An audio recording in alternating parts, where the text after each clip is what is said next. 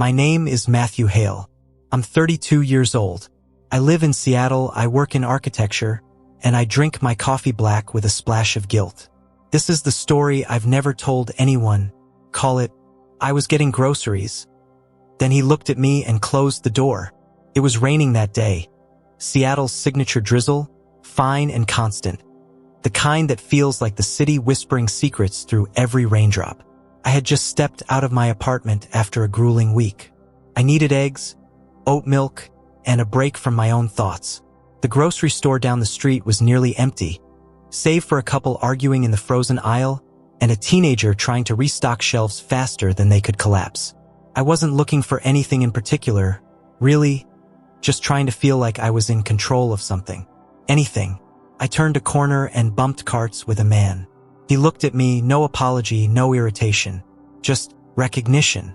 His eyes were a dull gray, not stormy, not sharp, but quiet, like someone who knew me, even though I'd never seen him before. Then, without a word, he turned away and walked to the end of the aisle, and closed the door to the staff-only back room. Something about it didn't sit right. That stare, it wasn't accidental. I left the store in a fog, groceries forgotten. I didn't even realize I'd left until I was halfway home, hands empty, mind loud. Later that night, I told myself I was overreacting. Maybe he was just a worker, tired and zoning out. But something deeper inside me, something I'd buried, was now awake, and it started to bleed into everything. At work the next day, I sat in a design meeting with my boss, Lydia, sharp, elegant, mid-40s, and the only person who knew I'd recently ended a relationship. Correction. She ended it. Claire, my fiancée. We were supposed to be married last October. We were 3 weeks from the altar when she looked me in the eye and said, "I don't think you know how to love me." That one sentence dismantled a year of planning and 5 years of dreaming. Lydia never pried. But that morning, after the meeting, she lingered behind while the team filed out. "Matt," she said, brushing a strand of auburn hair behind her ear, "you're not here today. Where are you?" I wanted to lie. I wanted to smile and say, "Just tired." But instead, I said, "Do you believe people can recognize a part of themselves in strangers?" She blinked. "Are we talking about architecture or your soul?" And I laughed, a real laugh. But the truth was, something had clicked loose inside me since the store, and now it was rattling around, making noise I couldn't ignore. That evening, I found myself walking back to the store. Same rain, same streetlights flickering like half-buried memories. I wasn't sure what I was looking for. Him? Answers? A reason to stop thinking about the way his eyes felt like a knock on a locked door in my mind? Inside, the store was quieter than before. I walked past the aisles, intentionally slow, like a man searching for a ghost. And then I saw her, Claire. She was by the checkout lane, laughing with a man I didn't recognize. He had his hand on her lower back. It wasn't possessive, it was familiar, intimate. I froze, the breath gone from my lungs. I ducked into the cleaning supplies aisle before she could see me. My heart beat like it was trying to run away. What the hell was she doing here? We hadn't spoken in months. She said she needed distance, and I respected it even if it killed me. After a minute, I peeked out. They were gone, but in their place was someone else. The man from the other day, the one with the gray eyes. And this time, he wasn't closing a door. He was standing by the floral section, holding a white rose. Watching me, I walked up to him, too fast, too furious. "Do I know you?" He tilted his head, like he was reading a page I couldn't see.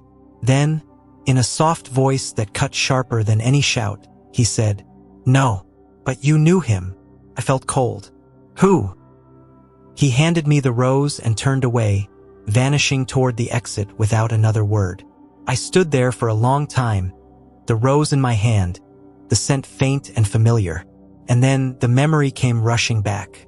The boy from my childhood, Ryan, my best friend, my first love. He died when we were 17. Car crash. No one ever found the other driver. My legs gave out, and I sat on the tile floor like a child lost in a museum. Because in that man's eyes, I saw Ryan. and I wasn't sure if I was going insane or if the past had found a way to knock again. That night, I barely slept. The rose sat in a glass on my kitchen counter, looking out of place beside the unopened mail and empty whiskey bottle. Its petals were trembling under the ceiling fan, like they knew something I didn't. My dreams were flooded with old memories. Ryan, his laugh, that summer by the lake when we were 16. Sleeping under the stars, our shoulders brushing, neither of us daring to talk about what we both felt. I never told anyone about us, not even Claire. I buried Ryan with more than just a coffin. I buried who I was, who I loved, what I lost. But now someone knew. The man with the gray eyes. He said, "You knew him," present tense, like it hadn't ended on that road. Why now? The next morning, I skipped work. I called Lydia, told her I was sick. Her voice was quiet on the other end. I think she knew it was a different kind of illness.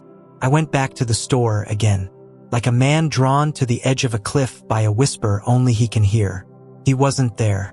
Instead, the teenager who stocked the shelves was now working checkout. I asked if he knew a man with gray eyes, mid-30s, usually near the floral section. He stared at me. "We don't really have a floral section. Just a few buckets they roll out for holidays." I frowned. "What about the staff door at the end of aisle 4? I saw him go in." He looked genuinely confused. "There's no door in aisle 4, man. That's where the cereal is." My stomach dropped. I walked straight there.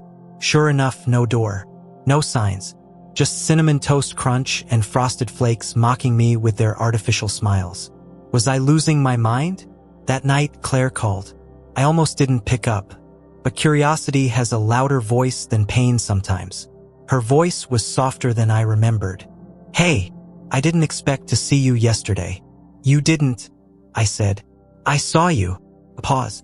"Right?" There was silence on the line that tasted like regret. Then, "Are you okay, Matt?" "No," I said honestly.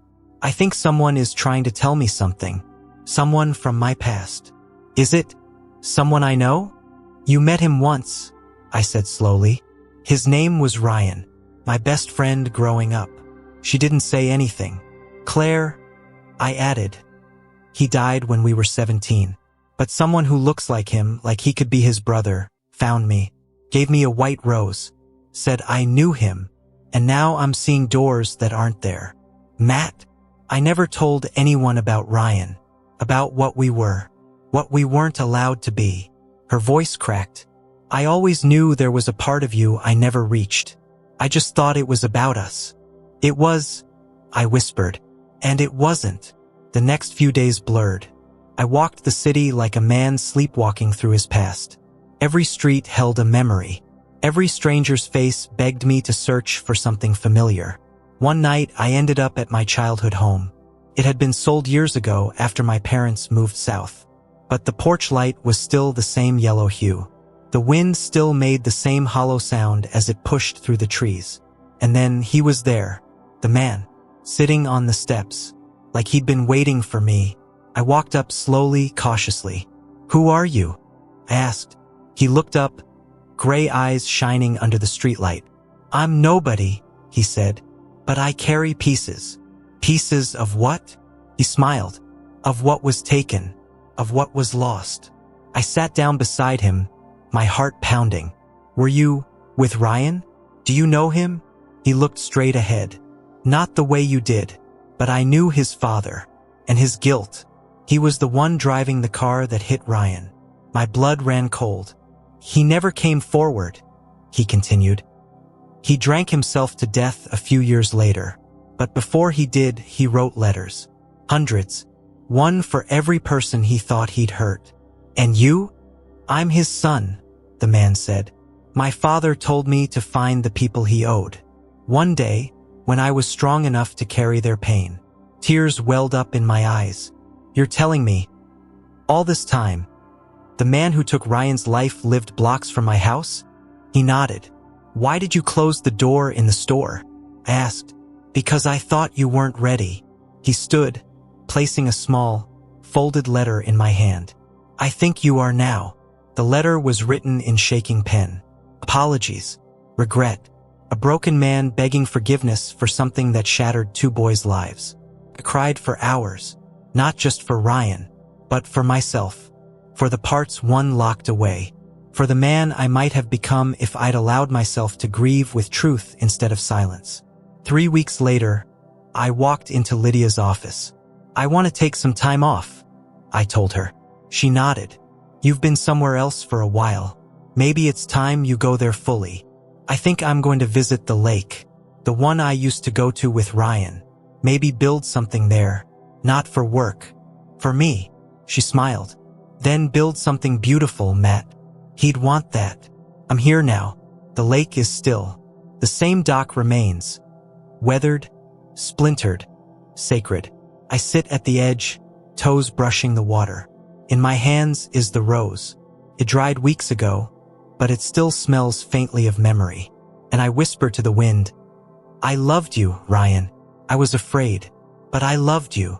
Sometimes the hardest part of healing is admitting what hurt you the most was not the loss, but the lie you told yourself about why it happened.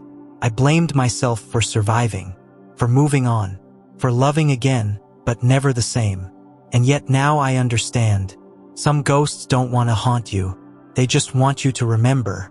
So I will, always,